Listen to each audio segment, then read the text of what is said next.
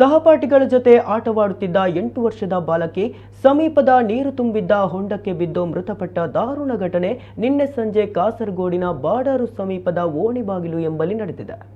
ಓಣಿಬಾಗಿಲು ನಿವಾಸಿ ಮೊಹಮ್ಮದ್ ಖದೀಜತ್ ಕುಬ್ರಾ ದಂಪತಿಯ ಪುತ್ರಿ ಫಾತಿಮಾ ಹಿಬಾ ಮೃತ ಬಾಲಕಿ.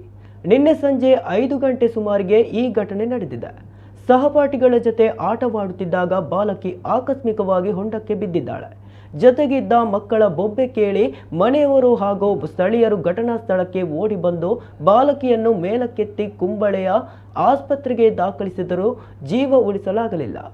ಮೃತ ಬಾಲಕಿ ಫಾತಿಮಾ ಹಿಬಾ ಬಾಡೂರು ಪದವು ಎಎಲ್ಪಿ ಶಾಲೆಯ 3ನೇ ತರಗತಿಯಲ್ಲಿ ವ್ಯಾಸಂಗ ಮಾಡುತ್ತಿದ್ದಳು.